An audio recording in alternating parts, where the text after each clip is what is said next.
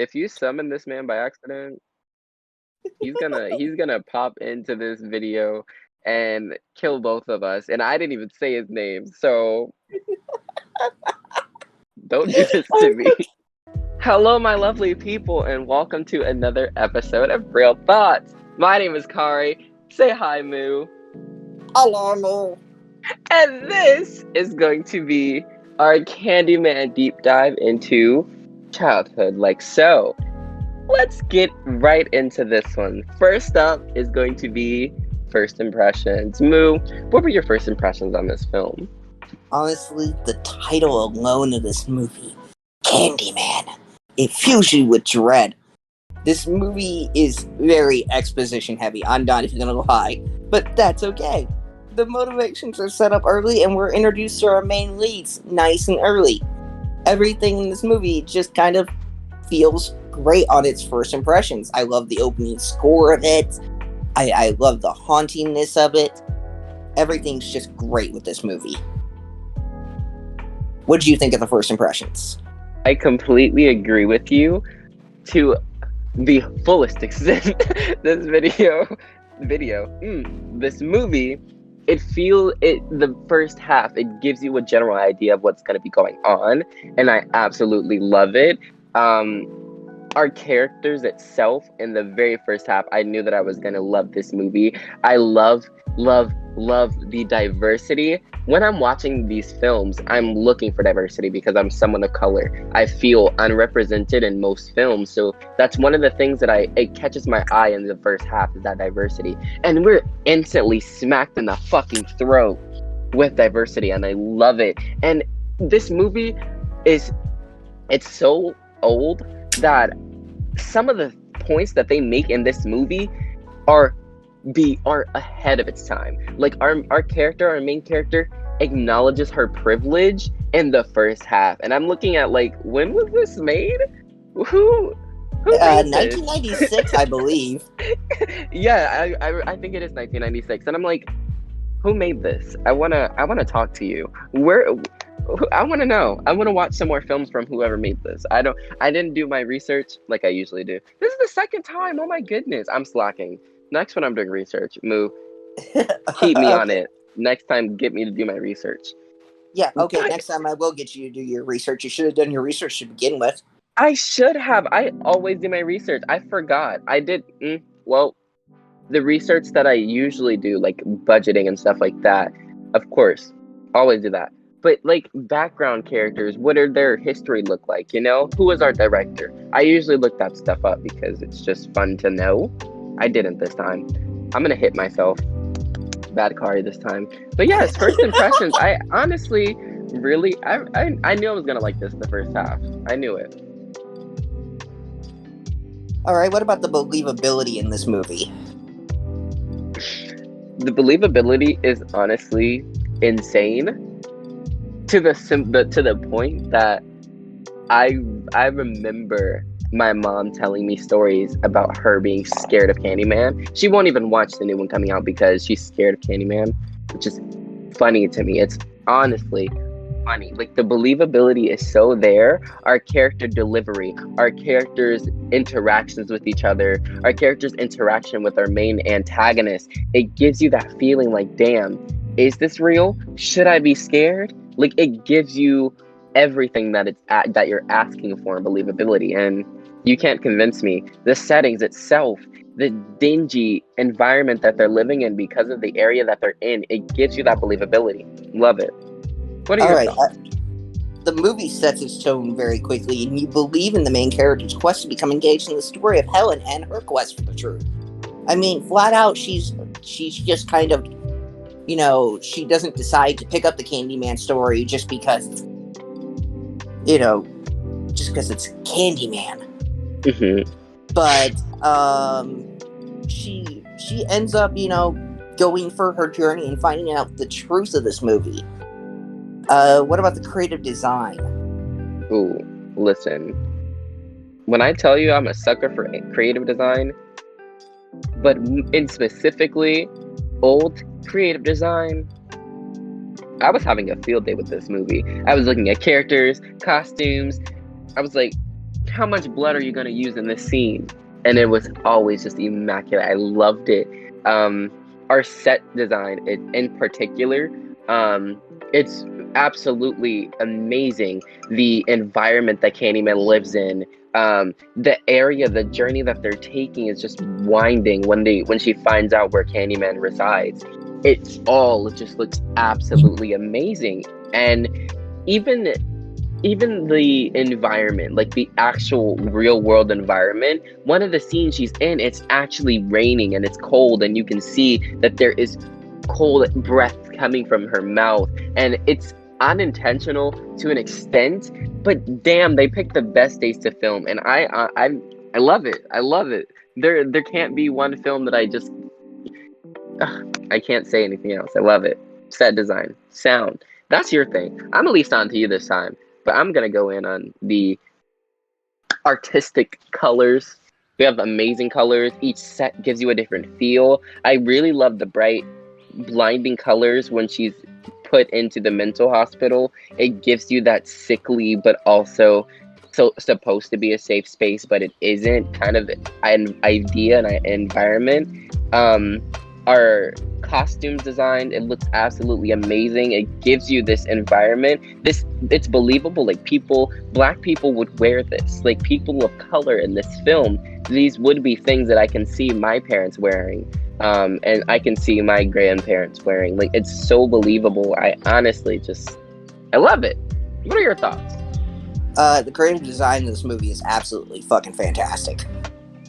The sets are amazing. It's hard to believe that some of the sets they built for this movie feel so alive, and they actually feel part of the real life locations. And most of this movie was shot in.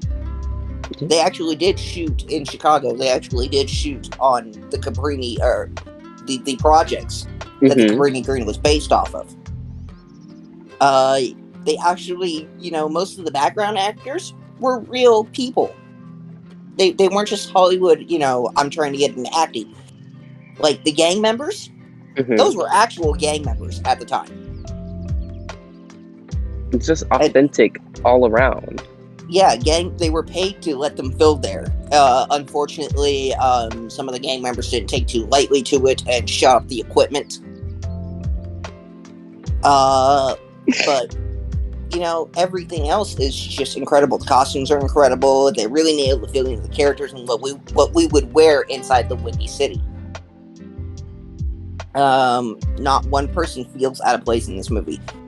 The audio, though, wow. Just wow. It's absolutely stunning.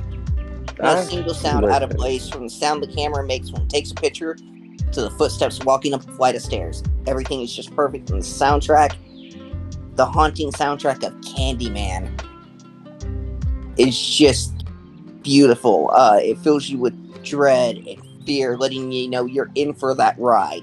Yes, and with the budget of $30 million. Yeah. What? Yeah, a surprisingly small budget.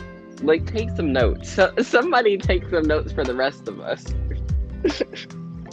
I gotta say that, the artistic attention detail is great in this movie.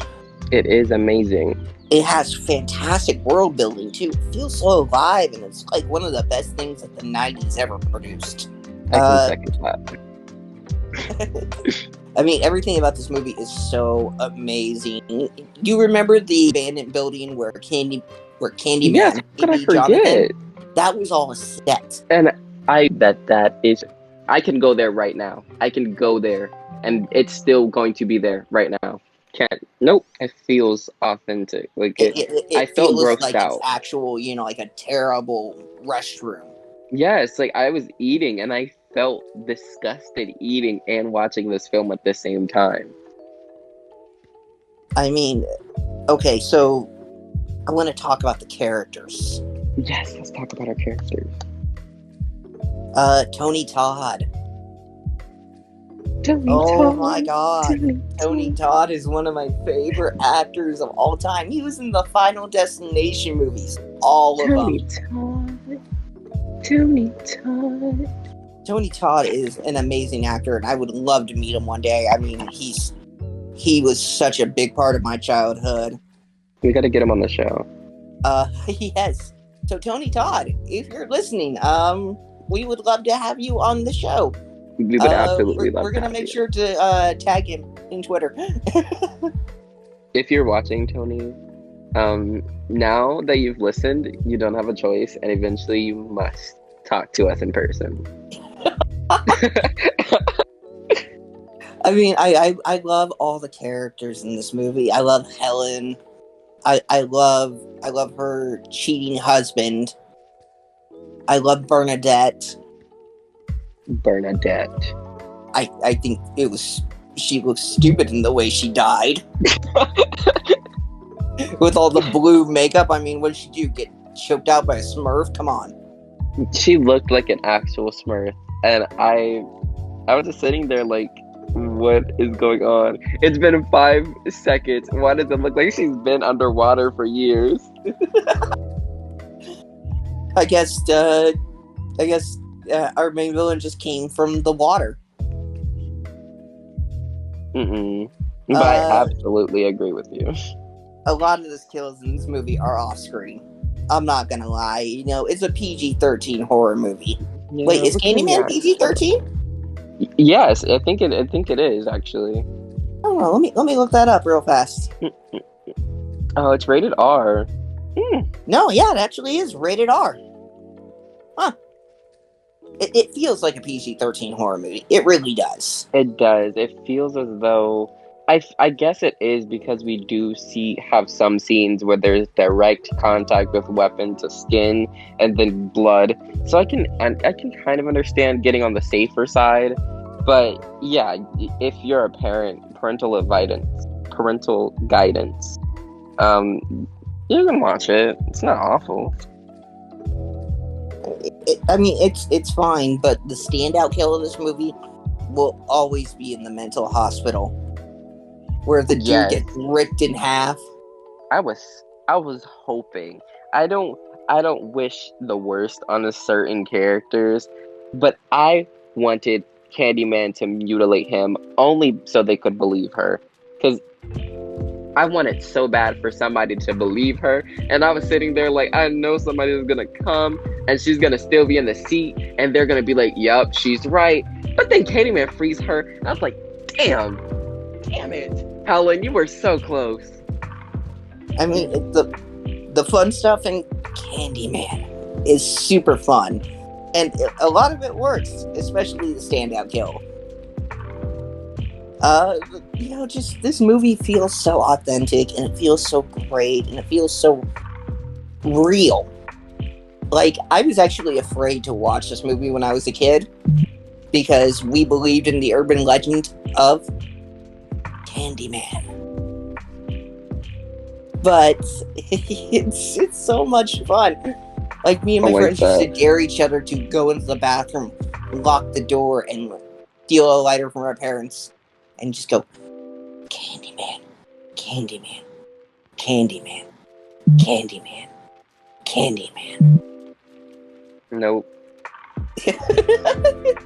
And most of my friends would just chicken out. Because he's gonna come through the phone and kill us. If we don't have another episode after this, you guys know why.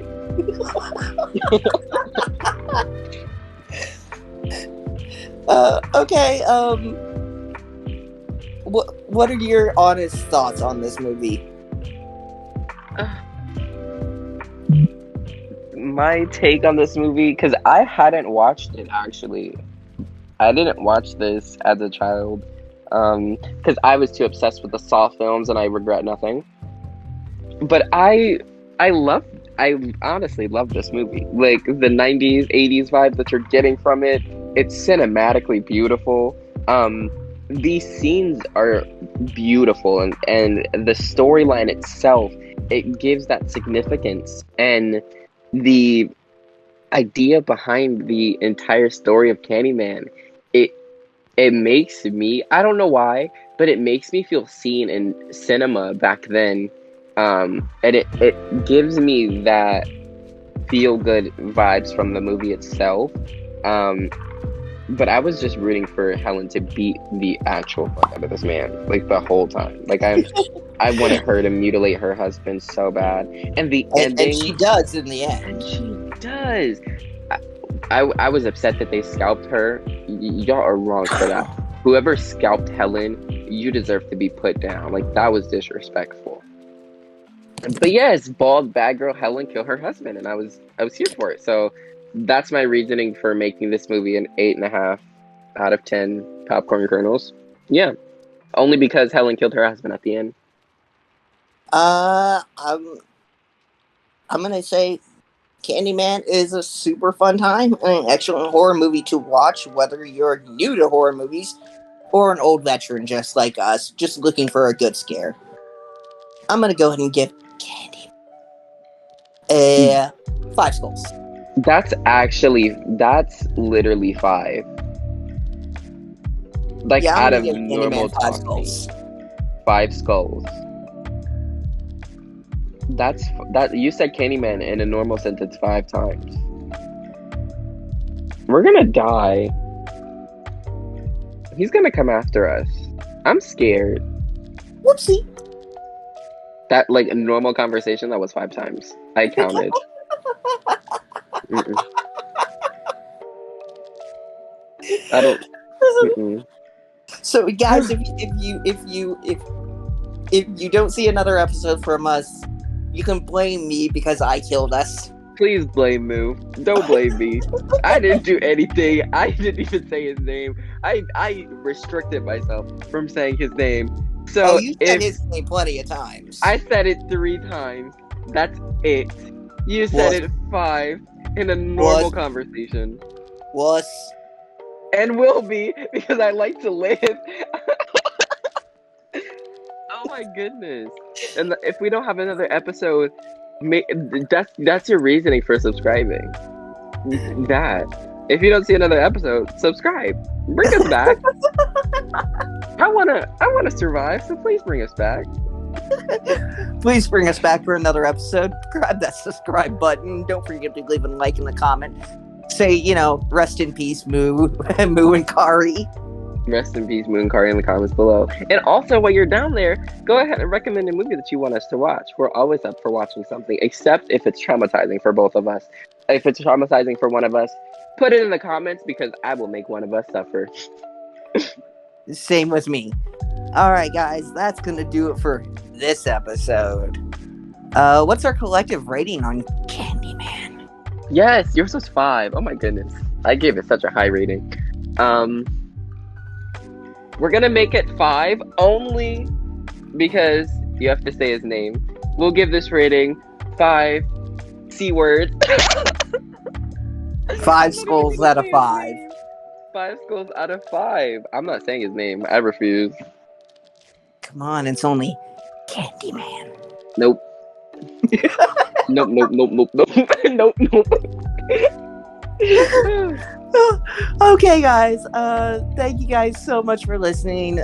We really appreciate your feedback. If you like our content, please feel free to give us a like and a subscribe.